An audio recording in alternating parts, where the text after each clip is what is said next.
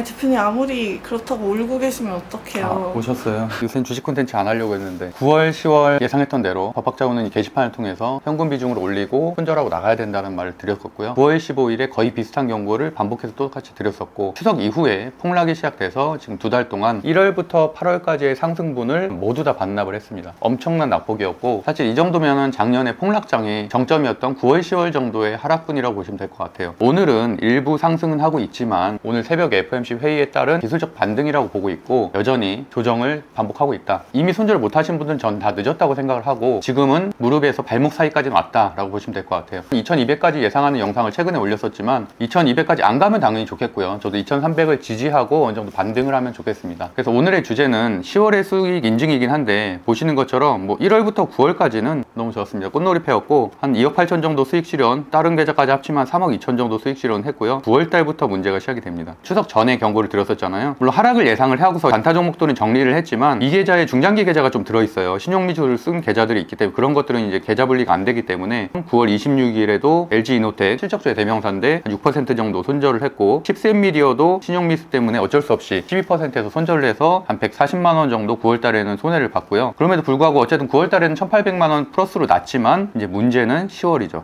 한 4,500 정도 순손실을 겪었습니다. 4,159만 원 정도 손절하면서 마무리가 됐고, 공부할 부분은 있는 것 같아요. 매수 매도를 하다가 손실을 본 거면 제가 잘못한 건데, 보시는 것처럼 아프리카TV라든지 동아기업, 뭐 LG전자 다 오랫동안 보유했었던 기업입니다. LG전자 같은 경우는 제가 1년 반 정도 보유했던 기업을 10월에 드디어 이제 손절을 한 거고요. 뭐 신용미수 비율 때문에 어쩔 수 없이 140% 맞추려다 보니까 몇 개를 정리를 했는데, 대부분 지금 다 정리가 된 상태입니다. LG전자와 심택의 사례를 좀 드리고 싶은데, LG전자는 우리가 다 알고 있는 굉장히 호실적 기업이죠. 그리고 올해 역사상 최대의 실적이 나왔습니다. 그럼에도 불구하고 LG전자가 가장 주가가 높았을 때가 언제인지 혹시 기억하세요? 힌트는 애플이 들어갑니다. 애플카? 네, 역사상 최고가였어요. 그만큼 우리나라에서 실적주 투자라는 게 참 무색하다는 얘기죠. 그래서 저는 초대형주, 이제 10조 넘는 기업들을 안 좋아한다고 말씀드렸는데, 제가 매매를 주로 하는 기업들은 소형주 중에서 좀 무거운 것들, 5천억, 6천억 정도 되는 것들, 1조대의 중형주를 상당히 좋아합니다. 한미반도체 같은 경우도 1조대 기업이었었는데 지금 이미 4조가 넘게 됐고요. 8배 가까이 상승을 했죠, 올해. LG전자와 심택 얘기를 좀 해볼게요. 손절하는 것도 물론 중요하죠. 특히나 하락장에서는 재빠르게 단타 계좌 있는 것들을 손절하는 거 중요하지만, 문제는 중장기 투자자들이죠. 가치 투자라고 생각하는 분들이 문제인데, 하락이 멈추면 당연히 수익이 날 수 있겠지만, 사실 우리가 기회비용도 상당히 중요하잖아요. 이게 1년이 될지 2년이 될지, 뭐 삼성전자 8, 9만 원대 물리신 분들은 3년이 지날지 4년이 지날지 언제 탈출할지 모르는 상황이고, 카카오 같은 경우도 고점에 있으신 분들은 저는 죄송하지만 평생 탈출하기는 어렵다라고 저는 생각을 하고 있거든요. 물을 타지 않는 이상은. 그렇기 때문에 손절이 중요성도 주식 투자를 지금 거의 4년째 하고 있지만 매번 느끼는 거고, 특히나 작년에 9월, 10월에 1억 넘게 손절하면서 뼈저리게 느꼈고, 올해는 그래도 저는 선방했다고 생각을 하는 거는, 작년과 같은 비슷한 정도의 기울기의 하락장이었음에도 불구하고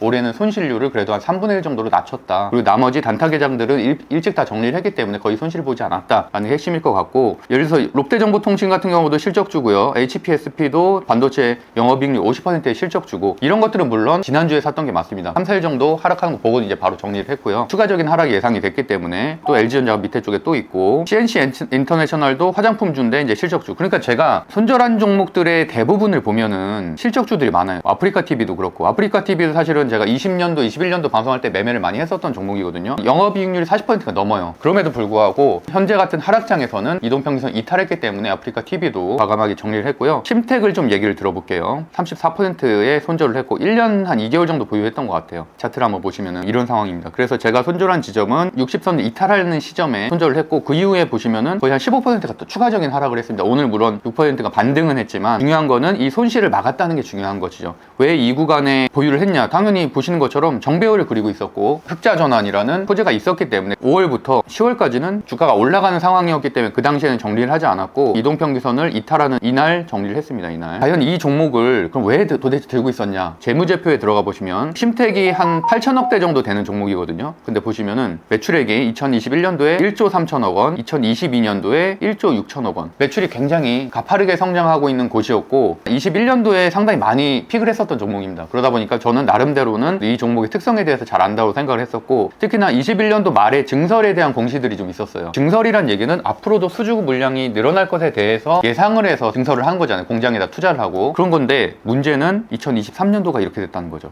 순이익이 2천억대 나던 회사가 마이너스 183억 원. 물론 이런 것들은 사실 증권사 레포트로는 예측하기 어려운 부분이었어요. 증권사 레포트에서는 여전히 시장이 좋다는 식으로 표현했었고, 뭐 메모리 반도체라든지 이런 시장 업황이 2023년도에 급격히 안 좋아지면서 이런 결과가 나오게 됐죠. 그러다 보니까 이렇게 급락을 하게 됐습니다. 2020년도, 21년도, 22년도까지 이렇게 굉장히 좋아졌다고 했잖아요. 아까 매출이 2022년도 3월이 최고점입니다. 제가 샀던 지점은 아마 이 정도쯤 되는 것 같아요. 한 30% 정도 손실을 보고 있었습니다. 보고 있다가 그나마 이번에 좀 반등을 하면서 손실이 좀 줄어들었는데 다시 재차 하락을 하면서 정리를 하게 됐습니다. 주식 투자를 강의를 할 때 가장 많이 강조하는 것 중에 하나가 실적주와 테마주의 구별이거든요. 실적주는 제가 항상 시수제재차에서 말씀드리는 것처럼 매출액이 3년 연속으로 증가를 하는지, 영업이익률이 3년 연속 증가하는지, 유보율이 1000% 이상인지, 부채율이 100% 미만인지 이 정도만 봐도 사실은 좋은 실적주도 구별해낼 수 있고, 아침에 리포트도 굉장히 중요합니다. 저는 내용까지 볼 시간은 없기 때문에 제목만으로 판단을 하고 목표가 상향 조정되는 것들을 판단해서 한 2종목 정도를 매수매 도방에 이제 찍어드리고 있고, 그 결과는 상당히 좋고요. 이번 주에도 내내 좋았었고 그런 상황에 있습니다. 한미반도체 같은 경우는 만원에서 시작해서 6만원까지 거의 한 올해만 5배 정도 올랐고요. 같은 반도체 업종 내에서도 이렇게 변화가 있다는 거예요. 하나마이크론도 제가 이제 여러 번 픽을 했었던 종목인데 마찬가지로 시총이 그래도 제법 있는 1조대 종목인데도 불구하고 지금 올해만 4배 정도 상승을 했고, 오늘 같은 경우도 11%나 상승을 하고 있거든요. 올해 같은 경우는 특히나 AI와 관련된 시스템 반도체나 HBM이 많이 오른 거고요. 나머지 사실 업종들은 별로 오르지 못했습니다. 코리아 서킷 같은 경우는 22년 3월 최고가가 35,000원인데 지금 14,500원이거든요. 같은 반도체 업황임에도 불구하고 50% 이상 하락을 하게 된 것이죠. 그만큼 업종 선별이 중요하고, 실적주라고 해서 무조건 갖고 가는 게 아니라 정배열에서 역별로 추세 전환이 되면 비중을 줄이고 120선까지 만약에 이탈을 하게 되면은 다 정리하고 나가는 게 낫다라는 말씀을 드리는데, 20선 이탈하게 되면 비중을 반 정도 줄일 것을 말씀드리고요. 61선이나 120선을 지지하고 다시 올라가는 경우는 있지만 굉장히 드뭅니다. 10월달 폭락작을 다시 한번 경험을 하면서 사실 없었으면 제일 좋았을 하락장이었지만 손절은 정말 중요하다. 단타 투자자들은 당연히 뭐 5일선만 지나도 전 손절할 것을, 시세가 한번 꺾인 거기 때문에 그렇게 말씀드리는데, 단타 투자자가 아니더라도 이렇게 실적주 심택이라든지 뭐 코리안 서킷이라든지 LG전자라든지 그런 실적주를 보유하고 있음에도 불구하고 1년 반 동안 하락을 한 거예요. 몇 억씩 들어가 있는 분들은 얼마나 속이 타겠어요. 그러니까 그런 기회비용을 줄이려면 시장 상황이 이렇게 악화되거나 이동평균선을 이탈하거나 이런 단순한 지표만으로도 손절할 수 있는 포인트를 가지고 있다는 거고요. 손절을 못하겠다. 오늘도 사실 주식 토론방에서 그런 얘기들이 계속 나왔었거든요. 아, 손절 너무 힘들다. 제가 뭐라고 했는지는 2부에서 말씀드리도록 하겠습니다. 감사합니다.